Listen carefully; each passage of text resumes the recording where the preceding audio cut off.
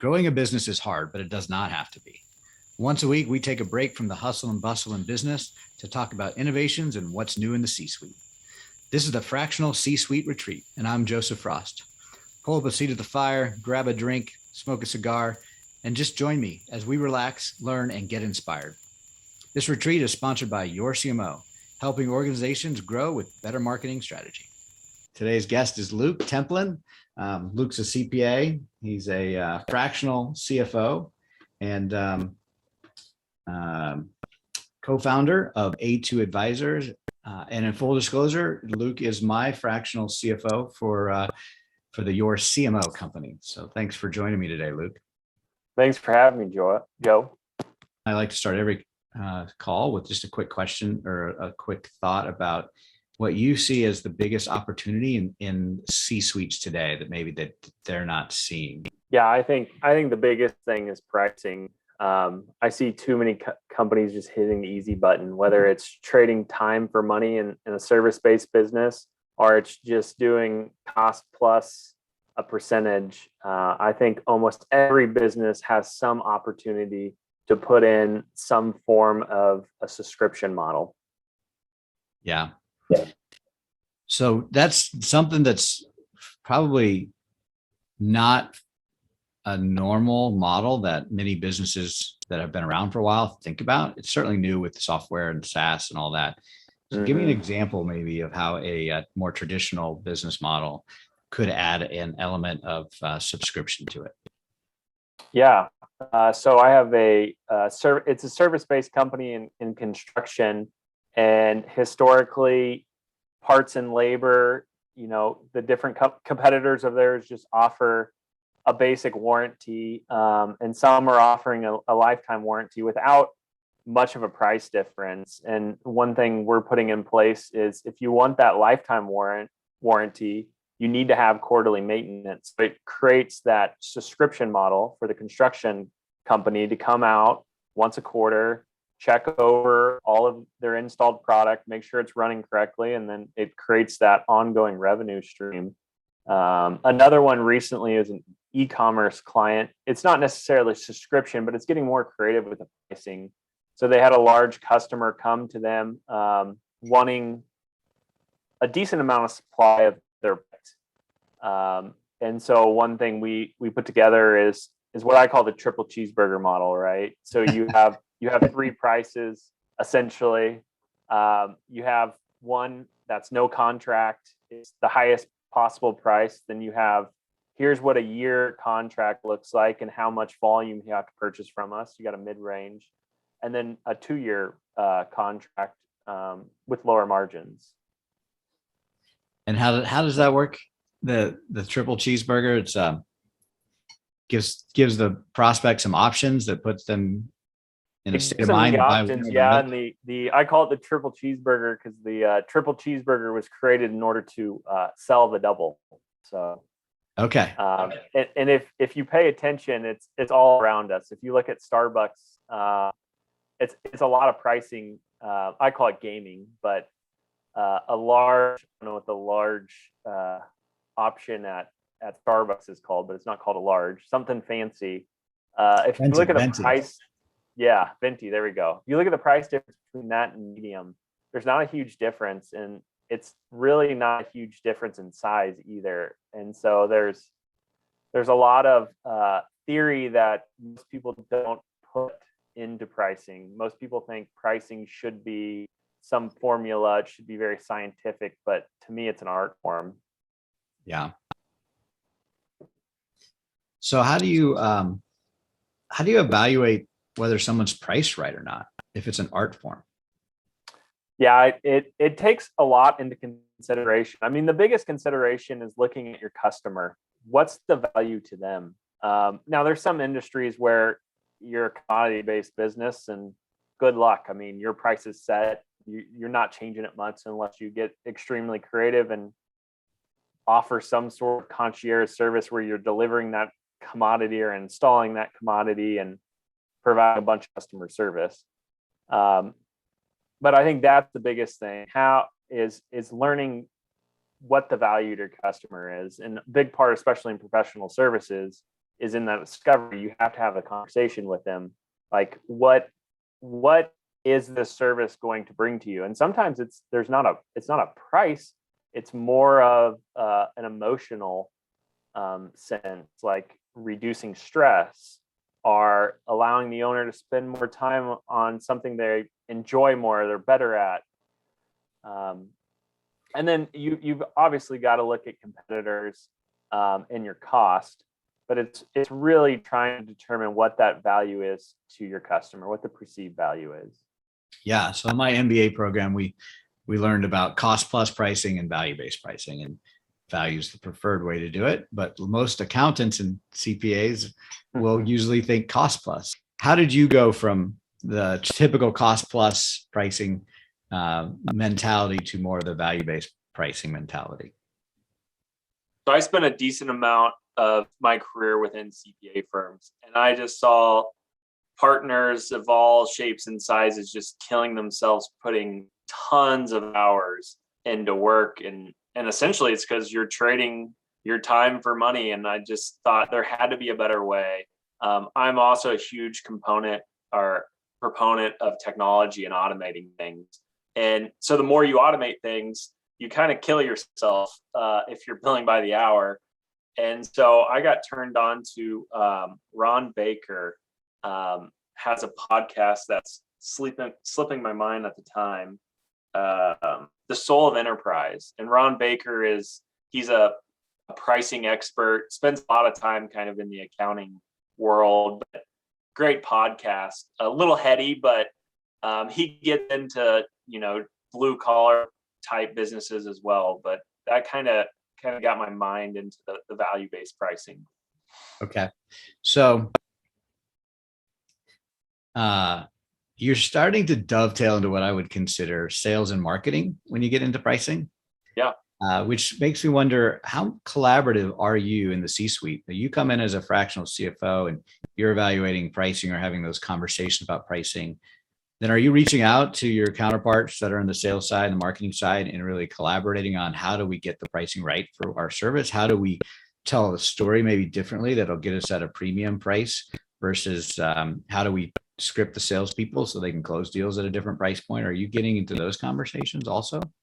I am. I think it's key for C-suites to be able to work together and be somewhat of a master of none, have at least a basic knowledge of all of the, whether it be IT, marketing, everything that makes a business hum. I think a CFO, a COO, a CEO, you need to understand it at some level, be able to have those conversations. And I think that is a big key in someone that's good at a C-suite, is they can kind of talk and translate different areas of the business and understand it.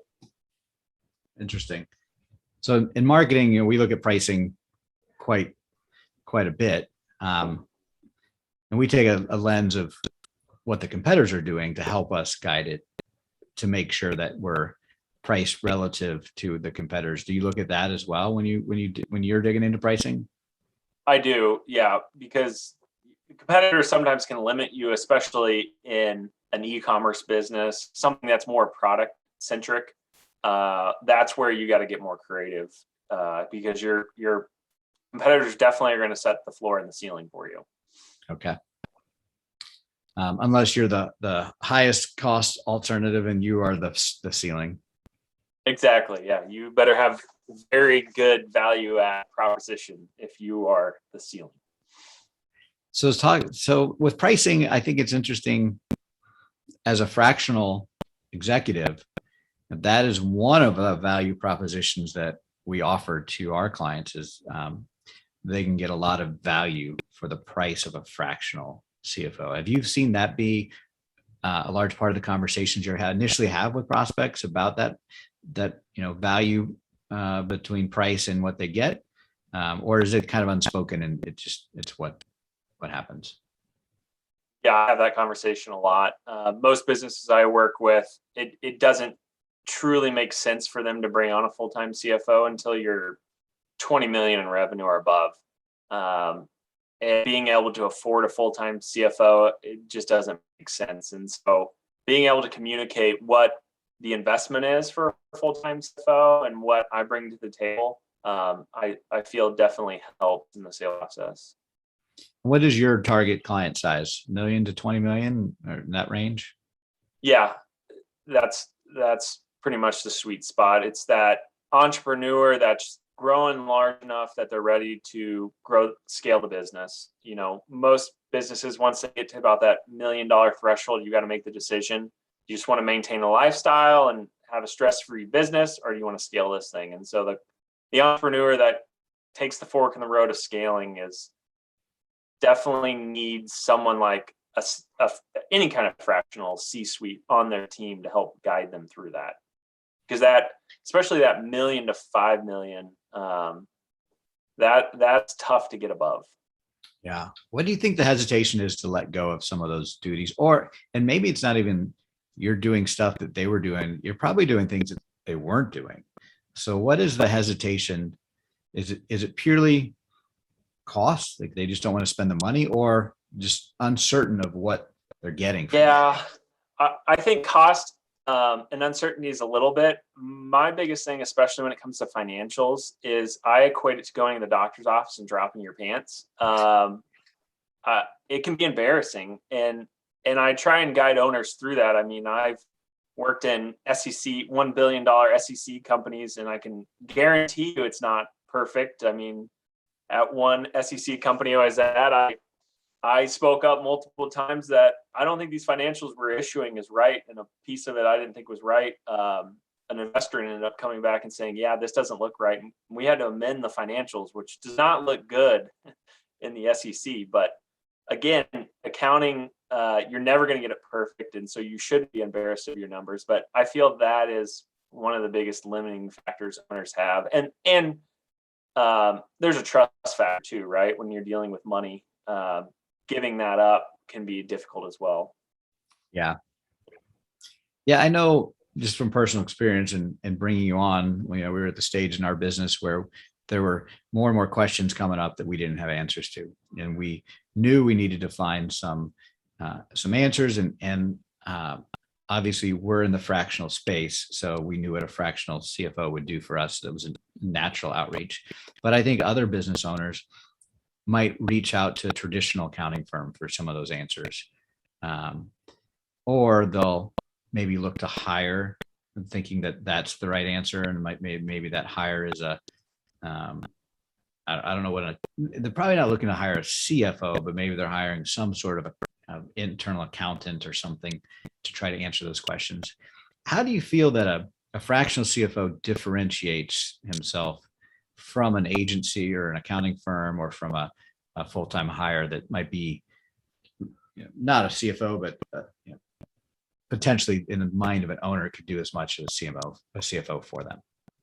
Yeah, I think accountability is a big piece in the fractional world when you're comparing it to a full-time. One example I have is recently I was working with one of my clients that has a leadership team involved. The owner asked my opinion, and I was pretty forward on my answer. And I've always felt the leadership team's been a little hesitant to say some things they want to say, just because there's that fear of being fired. Obviously, I don't want to be fired either, but as a fractional person, I have more eggs in my basket. So if I get fired by one client, I still have other clients. Where an employee, if they get fired, they've got to look for a whole new job, and it makes having tough conversations difficult. I think the other thing with being fractional, you get to see multiple businesses. You're not embedded in one and just focused on one. So you get to see what worked well or what didn't work well within other industries, potentially larger or smaller companies in the same industry, things like that. So that makes sense when you're comparing yourself with a full-time hire. You've got more accountability, which is an unusual concept that I think business owners would have a hard time understanding, how a part-time person or a fractional person could be held to a more account than a full-time. But I see that as being very true. Like you have to add value every month if you're a month-to-month fractional executive. Otherwise, they'll just let you go. Whereas if you're a full-time employee, the leash is really long in my experience for full-time employees and it's not as critically looked at as fractional is. But how do you compare yourself to then the alternative of trying to get that information from an accounting firm as opposed to an independent fractional CFO? Yeah, I think one component of a fractional over a firm model is you're typically dealing with an owner, so you understand the same pain points as the entrepreneur you're guiding, which I think is huge. And there's usually more agility, especially in the CPA world. I mean, they're pretty limited on what they can and can't do just because of the profession. Legal can be the same way. Marketing, I think, is a little more open, but CPA firms especially, they're hesitant to give guidance and on forward thinking and projections just because there's so much unknown that their governing bodies, they like it to be very factual, not again, it goes back to being an art when you're looking forward than a science when you're looking at history. So you've got accountability is one thing that a fractional CFO adds. Got kind of that working real time diversity of clients provides some value added thinking, some different thinking that's a value to a company, and then the idea that you're not constrained by the confines of a firm is another differentiator for you and other fractional CFOs. And then lastly, owners are working with other owners because you're a practice owner, you're building your own practice. You work through think through the same ways of building your practice that a business is thinking about building their people. So there's some common language and common issues that are going on. So that makes a lot of sense. That as a summary, those are the reasons why it's a good value for companies to consider a fractional CFO. What do you think are some of the criteria then that goes into finding the right fractional CFO for companies? Yeah, so I think most people look at expertise, and like in my world, they look, hey, are they a CPA? Which I think expertise is important, but it's lower on the list. To me, first and foremost, are you a core value fit? If you're not aligned on how you think, and not necessarily like how you think, in my situation, like taking on debt, whether you like it or not. It's more, do you align with the company's core values? I think that's important. Second, I think, is communication. In my realm, there's a lot of jargon. People make things way more difficult than they should be. And so if you're meeting with a fractional anything and what they're telling you just doesn't make sense, or it seems too complicated, it's probably not the right fit, because you're going to run into communication issues throughout the entirety of it. And then looking at that expertise, I mean, there's something to be said of been there, done that. It definitely helps the speed. How important is capacity in the conversation? How do you measure, does this fractional executive have enough time for me? Yeah, that's a good point. Yeah, and that gets brought up a lot in conversations I have on how many clients do you have and how many can you take on? Because that is important. I mean, and it goes back to that communication part. You can kind of gauge a little bit of that in the discovery phase. I mean, if someone's slow to get back to you on a proposal or just setting up meetings, that's usually a sign that they probably have too much going on. Yeah. And do you feel, is it norm in the fractional CFO space to charge monthly kind of flat fee by the engagement, or is the norm to charge hourly? And so you're kind of back to that whole model you started with, the trading time for dollars. I think I try hard to surround myself with more forward-thinking people. So most people I talk with are doing that value-based fixed fee. I think there are a lot of fractional professionals still charging by the hour just because it's just easy. I mean, I could literally have a conversation with you today and say, hey, my bill rate's X, ready to go, sign here, we're off to the races. Yeah, the typical consultant model. It's been around Yeah. for so long. There's an expectation of what range you should be in, but Mhm. there's no expectation of how productive you're in that hour. And that's always been my Yeah. challenge with the hourly model in any you know, any engagement, from attorneys to accountants to creatives. It just seems like, yeah, maybe I pay more per hour because seemingly you're a more productive or a higher value person, but there's no incentive for you to work faster or to get the job done, better in that hour versus the flat fee model. I feel like there's probably somebody winning and someone losing every month or every week, just from a time standpoint. But as long as the fee is clear and the value and the expectations are there and the stuff's getting done, it's like hiring a full-time employee. I'm paying you this. This is your job. And as long as you're getting the work done and you're helping me grow my company, I'm going to continue to pay you this. You never scrutinize your full-time employees if they're, I mean, I shouldn't say never. Rarely are you scrutinized in the same way you do a fractional or a consultant.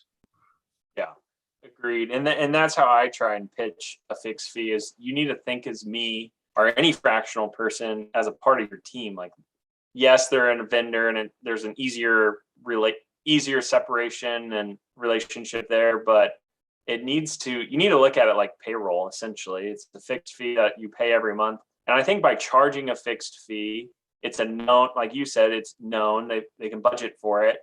And the client is more focused on the value of what you provided than a bill of, oh shit, this cost me X, Y, or Z.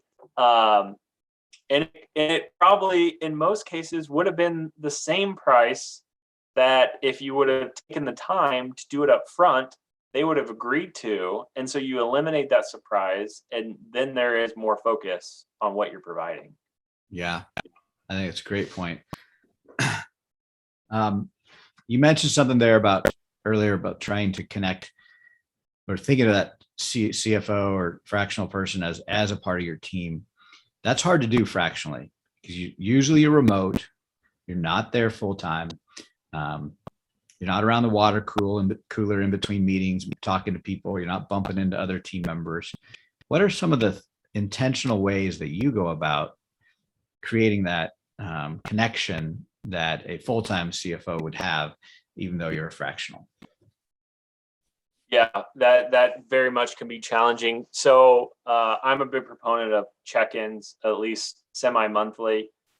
And during that, you need to spend time understanding the client on a personal level and having, hey, how are your kids doing? Or, hey, what have you been up to lately? And getting to know them personally and kind of that water cooler talk, I think is very important. Yeah. Do you do anything else intentionally outside the semi-monthly meetings? There's times where I'll check in with clients if I, read something or listen to something that I think would be of interest. I'm constantly sending things like that to clients. Yeah. Okay. Yeah, I know we've been having this discussion internally recently. Is how can we intentionally strengthen relationships within the C-suite for our CMOs? Because just like any team, that bond of trust that gets created and camaraderie, it's important. And as a fractional member of that team, you want to feel like you're part of the team. But it doesn't happen naturally. And so we've been trying to strategize internally about how do we do that. We've thought about one-on-one calls, just to other members of the C-suite team, putting that as an expectation of our CMOs that, hey, you should reach out to at least one or two people a month that aren't on your direct communications regularly. Or we haven't quite figured out what the secret sauce is, but we're experimenting to see if there's things that are easy to implement that create that additional bonding between the fractional CMOs, in our case, and leadership teams. Yeah, celebrating wins is another big one. They land a new client, just saying congrats or sending sort of gift, I think could go a long way as well. Yeah. So I know we wanted to talk a little bit about, switching gears here, about profit first. That's something that you've spent some time and energy becoming certified in their approach and methodology. Can you explain a little bit what profit first is and why it's important for business owners to consider or think about or be aware of? Yeah. So I think the stats, something like 82% of businesses fail because of cash flow. Most owners understand their profit and loss statement very well. A lot that I've been around struggle to understand their cash flow, which is the relationship between the balance sheet and the P&L. You know, you could send out an invoice for $10,000. Looks great. I've got $10,000 in revenue on my P&L, but that $10,000 may take 30, 60, 90 days to collect, and you've got payroll and rent and all this going on before you collect that. And so the one thing I have found most entrepreneurs do on a daily or weekly basis is they check their bank account.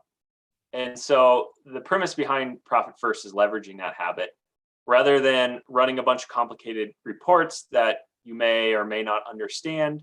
I mean, it takes a good CPA probably 3 to 5 years to fully understand a cash flow. And that's someone that's spending every day doing accounting of at some level for a client within a CPA firm. So it's understandable that understanding a cash flow for an entrepreneur can be challenging. So what Profit First does is it leverages that bank account habit. And the idea is rather than having one large plate that you're going to eat everything on, you're going to spend all your cash. It's splitting up that one large plate into smaller plates. And so within the Profit First model, you have 5 bank accounts: an income account, an owner comp account, a tax account, a profit account, and an OPEX account.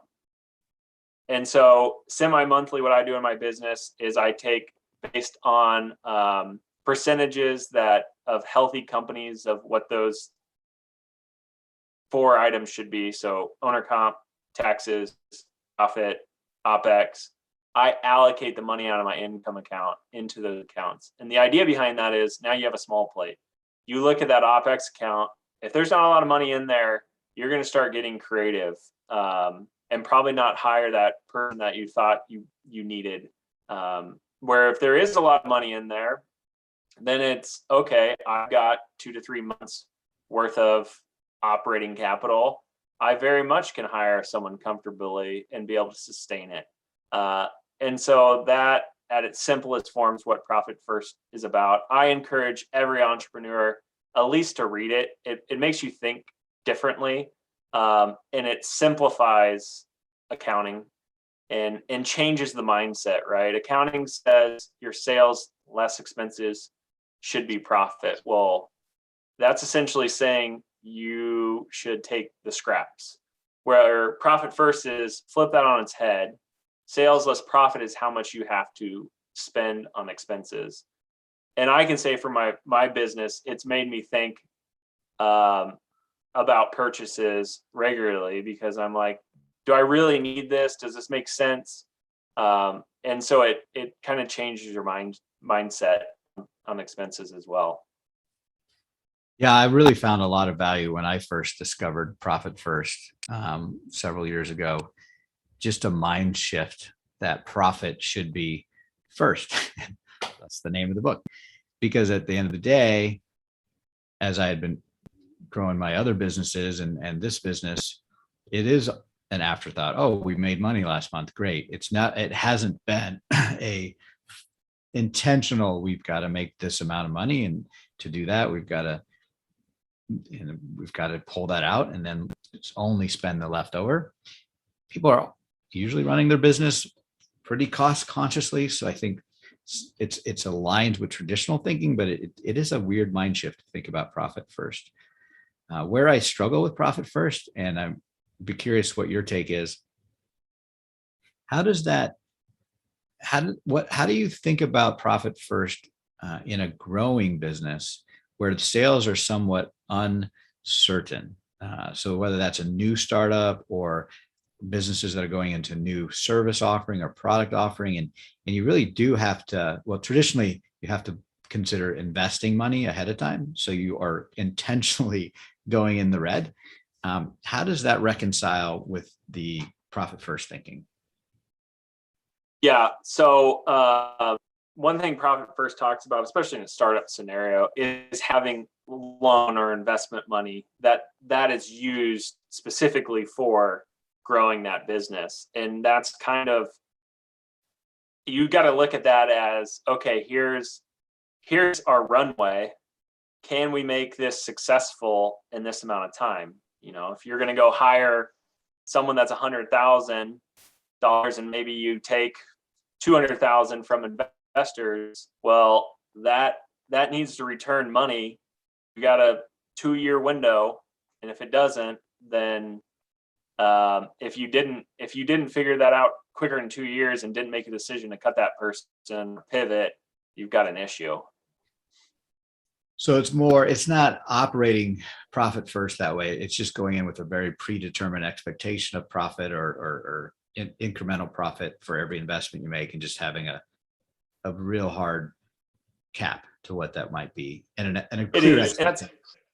Yeah. And that's more my thinking on it. Profit first is a little debt adverse. So profit first would argue, okay, well, you want to hire the salesperson to grow your business, right? A simple example. Profit first would argue, well, okay, if you were bleeding money every month, who are you going to fire first? Yourself as the entrepreneur who should be able to do sales, or all your employees? Well, if you're about to go bankrupt, you're probably going to fire all your employees before you fire yourself. And so profit first is, it goes back to that mind shift change of, you got to get creative. Yeah. So what about like a new product or service? Same thing. You just got to say, we're willing to invest this much money, but we need to have this much sales within this period of time to make it a good investment. So are you looking more at just a higher degree of profit when you have those conversations? I feel like those are the conversations you have all the time when you start a business. You got to find out amount of cash, give yourself a runway and go. And maybe profit first really isn't meant for startups in that sense. It's more operating. No, you very much can use it. So under true profit first mentality, it would be creating another account, which is called the vault account. And so it's like, if you have, let's just say, even like if you're planning to do an ERP system, which is a 6-figure investment, it's all right, we're going to put X amount of dollars away a month into our vault account, and we plan to do this at the beginning of 2022. Okay.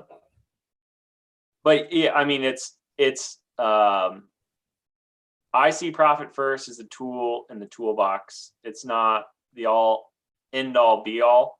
I think it's very, very good even in the startup scenario.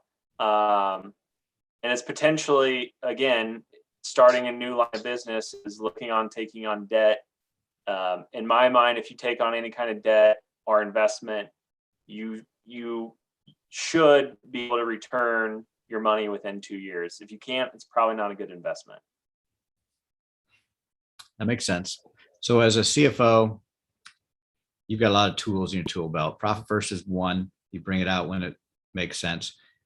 But I would agree, you mentioned it earlier, it is something that every entrepreneur should read, learn more about, because it does have a big mind shift.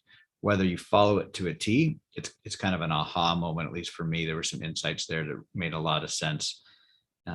Just like many things, maybe 80% of it you can implement, 20% you can't be perfect in, but from a mind shift standpoint, it makes a lot of sense. How could people learn more about Profit First from you? Yeah, so if you go to my website, A2 Advisors is spelled with an E.com /Profit First. I have the core chapters of Profit First there for people to download. Okay. And we'll share those links in the show notes, so they'll be able to see that. let's switch gears to some of your personal things you do. What do you like to do outside of work? Majority of the time I like to spend with my family in the outdoors, whether that be on a trail or on the water. You may have picked up my daughter screaming in the background. No, I didn't, but maybe it came through on some different ringtones for other people's ears. But Yeah. so what's a good outdoor activity on the water you like to do? Canoeing, fishing, boating? What? A lot of fishing and boating. Okay. Both my daughters enjoy fishing to an extent. My parents have a place down in Oklahoma that we go to pretty much every major holiday, and so we'll do a little fishing and then just tootling around on the boat. Where in Oklahoma? Grove, Oklahoma, Grove. near Where's that? Tulsa, Where's that from like Tulsa? an hour east of Tulsa, Okay. little south. I think we might have talked about this in the past, but I went to the University of Tulsa. It's where I got my undergraduate degree in chemical engineering. So I remember Grove. I remember hearing about Grove. I don't think I've ever been to Grove. Grand Lake is beautiful. Yeah, we did have a Lambda Chi Alpha formal on Grand Lake, Okay. but I don't remember much of that. Yeah. That was way back in my drinking days. I don't drink anymore, but so fishing's good. What about hiking or other outdoor activities you do? Yeah, I do a lot of hiking. I take my daughter to school every day, and we have a pretty large trail system down by our house. So we spend a lot of time on that. Yeah. What's the most unique place you've hiked? The cloud forest in Ecuador. The cloud forest in Ecuador. What was that like? Yeah, I mean, it was amazing. It's hard to describe. I mean, you're literally in the clouds in a jungle, surrounded by all kinds of wildlife and insects that, I mean, the insects they had there were incredible. I can't even remember the name of the ant, but the guide was like, don't touch that. It feels like you get shot if you get bit by it. Oh my God. Was it above the clouds? So you can kind of, It was above the clouds. so you can see the clouds below you and you're in the jungle walking around. Oh, wow. Yep. Yeah. On a mountain. It was amazing. When did you do that trip? Oh, that's probably been 5 or 6 years ago. How many miles? How was it an aggressive hike or was it kind of? It wasn't as bad as I thought it would be. It was pretty tame. It wasn't very rugged. Yeah. Was it a day hike or overnight? It was a day hike. Yeah. Yeah. We recently went on a hike in Switzerland on this mountain or this mountainous area called Hardergrat, and it was 16 miles. So you could do it in a day, but it was about an 8,000 foot climb. But 9 of those miles were along this ridge line where you literally had a foot of walking space with 150-foot drops on either side. For large portions of that 9 miles, there was enough of those, not the whole 9 miles, but there were good swaths of that along the way. It was pretty intimidating. There was one area in particular where they had you could rope in or harness in and cross this one particular section, and a lot of people did it on their butts. They just kind of scooted across because it was just too much to handle. Well, it was a good thing everyone made it. We did a hike similar to that in Italy, and we had a gal with us that she did not want to cross. We finally got her, but yeah, that could be a little scary. It can be. We all made it down. We didn't all make it across. So I think it was 4 of 9 made it all the way across. Okay. One of the rest made it halfway and straight down. And then there were 5 of us or four of us that decided we were going to start at the end and kind of meet the group in the middle. It was an easier route because we started high. We didn't have to have the initial climb. And we made it about a third of the way through and down. So we had 3 different routes going that day. But we all made it down eventually. It's just fun. Where do you want to hike next? Or what's a big hike you want to go on? Bucket list. Oh, I have a client that's done, I've never done any serious mountain like elevation. And I have a client that speaks very highly of Kilimanjaro in Africa. And I've always wanted to do a safari of some point. So that's kind of on the bucket list. One of the ones that's on my list is Machu Picchu. I've heard that's amazing. That is also on my list. Yes. I just want to see that ancient city that's there. Yeah, exactly. And I think there's a few different routes you can take, depending on the group you go with. If there's the hardcore hikers, there's a hardcore route, I think, to get over a couple days to get up there. And then there's another route where you take a bus and it's like a day hike or half a day hike to get to the top. So I don't know which group I'll end up going with, but that's certainly on my list. The 4 of the guys that I went to Switzerland with on that harder route are trying to plan for Denali and doing an ice climb. Now that's insane. Yeah, I don't know if that's in my cup of tea. No, I don't think I don't have that in me. I don't have that desire. They're going to train for a couple years because it's I would imagine. Yeah, it's quite a feat to try to do that. What's the biggest fish you ever caught? Are you familiar with paddlefish? No. So it was as tall as I was. So paddlefish is a prehistoric fish that's got a huge paddle. They're filter feeders like whales. They like kind of filter in and out plankton. So there's a pretty healthy population down at Grand Lake. And so the one I caught was as tall as me, and weighed 70 pounds. Holy buckets. Yeah. They're big fish.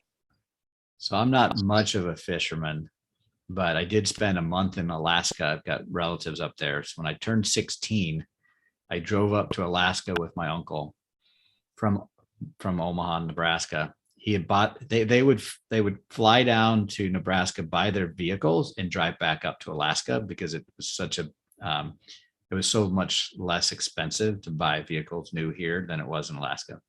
So one summer I drove up with him on the way back and spent a month, and we went salmon fishing. We did the red salmons or the silver salmons that you kind of and you see in the streams where you got the buckets on and they're swimming upstream. That was super cool. And then we did king salmon fishing, where you're kind of trolling up and down a river. They're still coming upstream, but it's not like you're wading in the water. It's in a river. And I caught a 35-pound king salmon. That I was the only person to catch a king that day. And it took me about an hour to bring in. It was so cool. It was one of the best experiences I've ever had. And that's awesome. That's my claim to fame. That's all I got. It's a good one. Kings are on my list. I have not chased kings before. Yeah, it was fun. It was beautiful too. The weather was amazing, and the scenery and the whole experience was terrific. I've never gone fly fishing though. Have you ever done the fly fishing? I do. I was just about to bring that up. I love fly fishing mainly because of what you just described, the scenery. The place where you go fly fishing are just amazing. I could spend hours in the water without fly fishing, but I'm addicted to fishing. So yeah. So win-win on both fronts. Very good. Well, it's been a fun conversation, finishing up on some fishing and hiking stories. That's good. So as we think about the fractional space in general, just kind of a closing thought, it seems to be an interesting opportunity or option for business owners to get access to strategic minded experience and talent on their C-suite. What do you think about the whole fractional landscape? Do you think that it'll continue to grow? Do you think it'll dovetail into something different? What do you think the future of fractional looks like? Yeah, I definitely think between COVID and the Great Resignation, I think it's absolutely going to. And I always see it as the more fractional people, the better.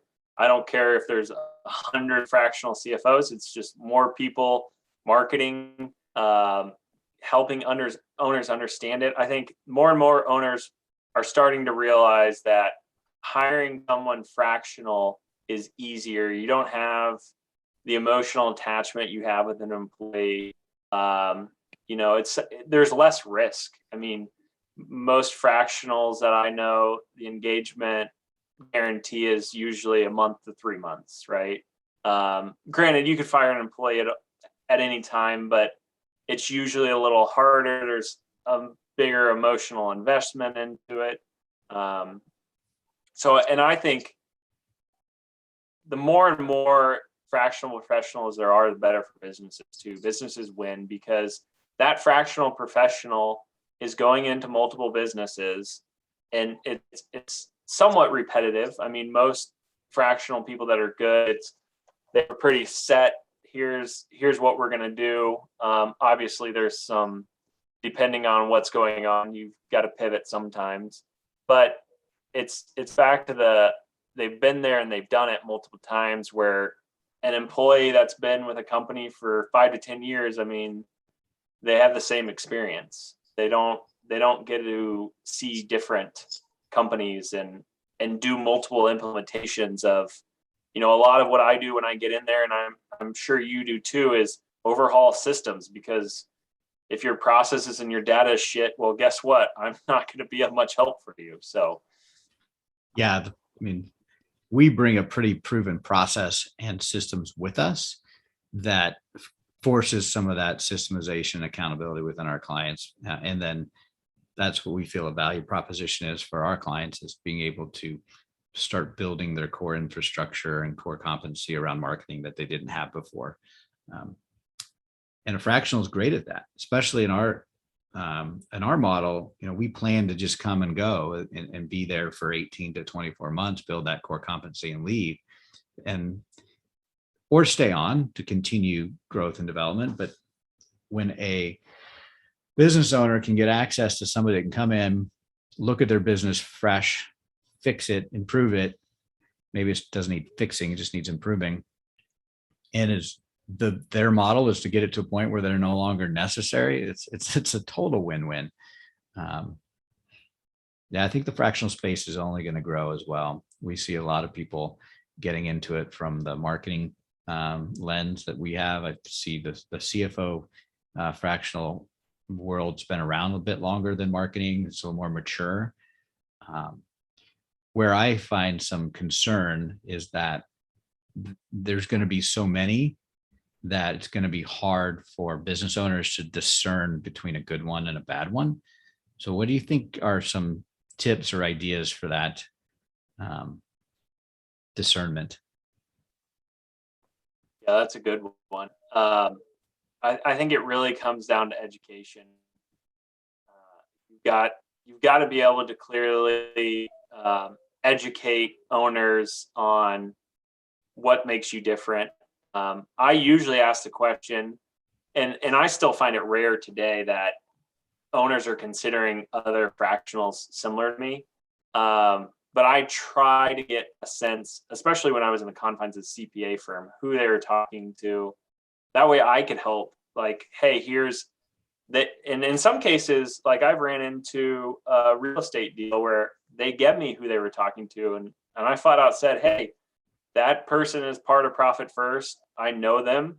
I understand real estate, but they have held and owned real estate. Like, they know your space way better than I do. That's their niche. That's their specialty. And I steered them that way. But then the reverse could happen. You could run into a competitor, and you don't obviously want to bash that competitor, but if you know that something's not a good fit for that competitor, Explain why. Like my biggest competitor, and I don't even look at them as a competitor, but the biggest fractional CFO in town, they're still billing by the hour. And that is, I mean, that's a difference, and that can matter. Yeah. So as a fractional leader, knowing your differences are important. As a business owner, probably just there's not a good place for business owners to go to really objectively evaluate fractional leaders at this time. It's just not. There's not. It's not mature enough. Now we've started the Fractional Professionals Association. There's another organization called Fractional Leadership. There are some other sites out there.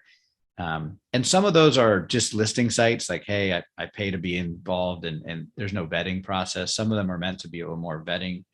But at the end of the day, it's still buyer beware a little bit.